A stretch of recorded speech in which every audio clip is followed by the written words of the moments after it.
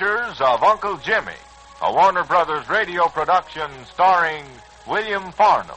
Original story and direction by Edward Lynn.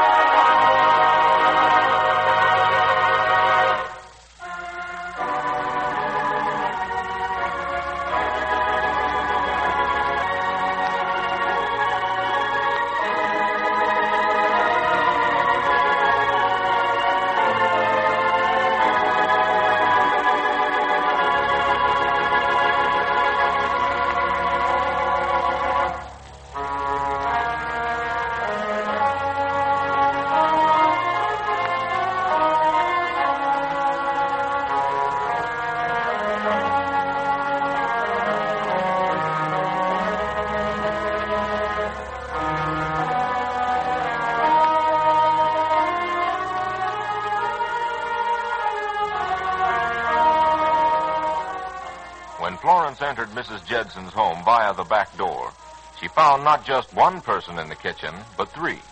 They were all seated around the kitchen table, apparently having a good time. At least they were all laughing. The three were Anna Jedson, Robert Stewart, and Edith Arden. Oh, why, Mrs. Stewart. Glad to see you. Hello, Mom. Good evening, Mrs. Stewart.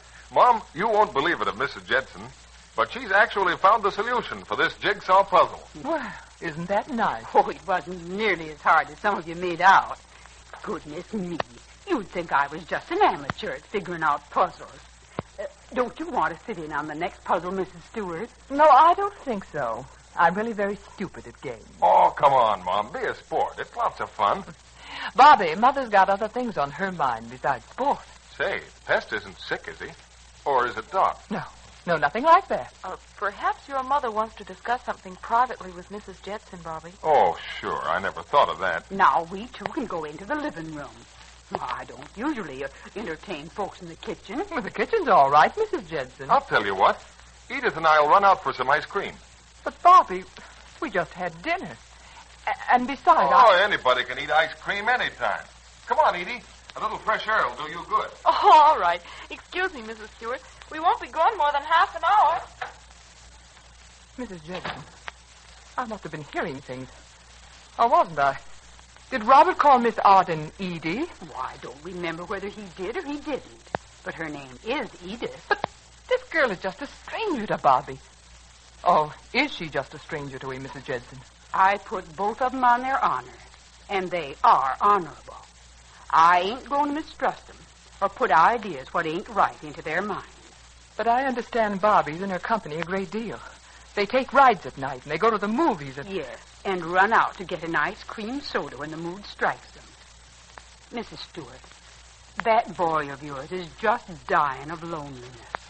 Work and sleep and more sleep ain't curing that ache in his heart. But Bobby isn't legally divorced from Rosalind yet. It's more than 2 weeks away. I say again, Mrs. Stewart, that those two young people ain't done a thing wrong. They won't either, unless you put some ideas there. And I'm just wondering if that's what you're aiming to do.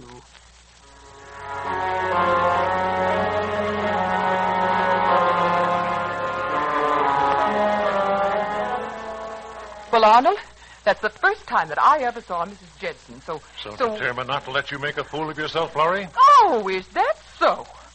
Well, you just named the times in my life that I made a fool of myself. Uncle Jimmy's been with us more than a year, and he... And now, dear people, don't let these wonderful days of spring go away with worries and quarreling and suspicions. Heavens.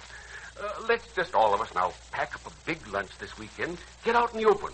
Good idea. Oh, if you don't want to do it for us humans, why, do it for the animals. pal and his lady friend are just aching to get out somewhere, you know. Well, Uncle Jimmy's right, dear. We spend most of our time within these four walls, worrying and fretting and growling at each other. I don't remember that I ever growled, Arnold. I'm not a dog. All right, now pick a fight with me over that. You're in a darn good mood tonight to have a swell fight with somebody. You know, my motto is don't trouble trouble until trouble troubles you. Then just rear up on your hind legs and let old man Trouble have it. Oh, careful, Uncle Jimmy. Florrie might get the bright idea that you think she's a horse. Arnold, you might give me credit for having a little sense. Yes, dear, very little. Now, folks, in just a minute we're going to go round and round again, so why don't we change the subject? We might even drop it. Not a bad idea, eh? All right. You men are so convinced that our Bobby's cured, that his life is a new book beginning with chapter 1. You just wait and see what this Arden thing's coming to. Well, the Mitzi thing didn't come to anything. Why, that girl turned out to be one of the Stewart's best friends. Mom, where are you? Isn't that Bobby? We're all in the living room, son. I guess you forgot, Mom. Edith and I were going to bring some ice cream back to Mrs. Judson. I didn't want any, Robert. I wasn't hungry. I think I told you that. Well, I brought your dish over anyway. Just out of common courtesy to Mrs. Judson and Edith, you might have waited. Said you didn't have time to stay for refreshment and then left. I don't believe I have to account to you, Robert, for my actions. Well, for a woman who brags about being a college graduate, you certainly have a lot to learn, Mom, about just common everyday politeness. From a woman in whom you've taken a very sudden and determined interest. Oh, now you've started something. Florence, I hope he didn't hear that last remark. I hope he did. I want them both to know how I feel about the entire affair. But, Florence, dear, there hasn't been any affair. How do I know? Oh, you men make me sick. Of all the alleged innocents I ever saw, I think you better get somewhere, both of you, and learn the facts of life. I never in all my days saw a woman who could make I hope that Florence doesn't do anything indiscreet about this. What with you about to leave Mr. Brenner, Rosalind coming home, Bobby on the threshold of a new life, it would be terribly easy to upset the apple cart.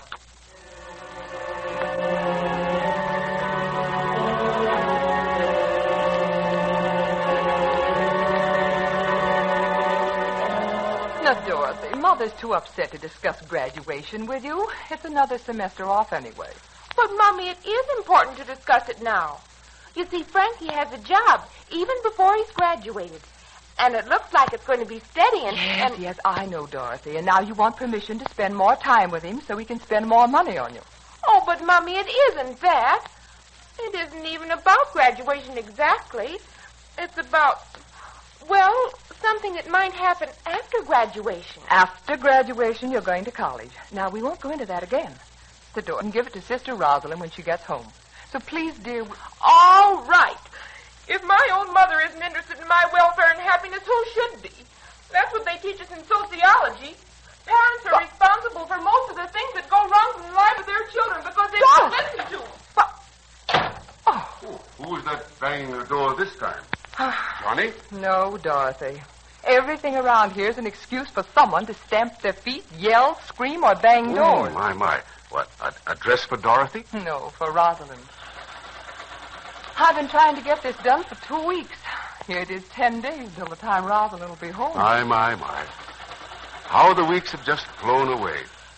Well, I guess that's because it's spring. So much zip and pep in the air. That sun's warm today. Well, got most of the garden in. Guess we'll be growing most of the green things we'll have on the table this year. Oh, Uncle Jimmy, you don't know how I appreciate that. Oh, how are the chickens coming along that I set out? Oh, I guess they'll be peeping up pretty soon, too. Oh, now, Uncle Jimmy, is it fair to turn something so serious into a pun? A not very good one, either. I'm sorry. Well, I wasn't wandering far from the truth. I did set some eggs under Emily. Emily? Yes, that nice old motherly brown hen. And I expect some baby chickens will be peeping out pretty soon. And won't she be the proud old biddy? Yes. I'll never forget the time when Arnold and I were first married. We had a little cottage in the northern part of the state. Oh. He was a bank clerk then. Mm-hmm. We couldn't get our mother duck to take any interest in eggs, so we put the duck eggs under a mother hen. Well, you should have seen that biddy marching around the yard with those little ducklings waddling after her. I can imagine. All was well until they took to the water. Then you never heard such a fuss raised. Of course. Cackling and scolding and screaming. Oh, dear. She kept it up until the ducklings had finished their swim and come back to dry land again. And so the old biddy hen cackled and scolded and screamed, eh? She certainly did. Raised a great fuss, When it was perfectly natural, of course, for the little ducklings to take to water instead of staying on dry land. Well, guess I'll take just a tiny nap and then cultivate a little more. Charming little story about the ducklings and the old mother hen. Quite a moral there, too, for Johnny or any of the stewards. I wonder just what Uncle Jimmy meant by that remark.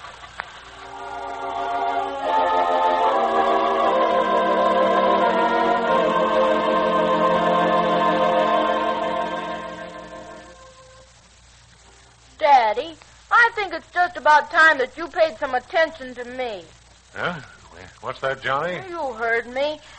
Now, how about just you and me going to the movies tonight? No, No, Daddy, the only time we get together is when we go to a father's and son's banquet. And that's only once a year. No, Johnny, I'm afraid not. I'm just terribly Terribly busy reading your detective story. Oh, Daddy, why don't you skip those detective stories once in a while? And let you and me just have a good time all by ourselves. Well, son, you see, as a matter of fact, we wouldn't have a great deal in common. You're quite a little fellow, and Daddy's tastes are somewhat mature. You like baseball? Yes, Basketball? I used to. Well, how about prize fights? Oh, once in a great while. It'll be circus time pretty soon. Yes, I suppose it will. I haven't named anything yet, Daddy, that you didn't like. Why, George, that's right. I know you like the movies. Mm-hmm. Gee, we've got lots in common. Everything, I guess. So, Daddy, let's try the thing we both like best. Tonight, let's both of us go to the movies. Johnny, I really should... Finish that detective story. No. Begin laying out a complete list of prospects. Say, Dad, don't you think I'm a pretty good prospect? Huh? What's that? How about investing some time and 25 cents in me? Think I'll pay dividends at the end of a year?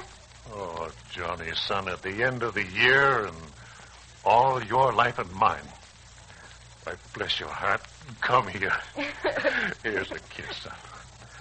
Now get your hat and coat. Oh, gee, Daddy. I'll write a note to Mother. That's swell. Mum's the word. Oh, sure. And it's Daddy's and Johnny's night out. Oh, boy. And, son, this is just the beginning. From now on, you're Daddy's best prospect. And the stock should turn out to be double gilt-edge preferred.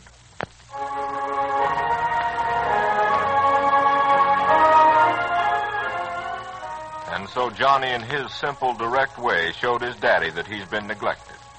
But what of Edith Arden and Bobby? Are Florence Stewart's suspicions at all well-founded?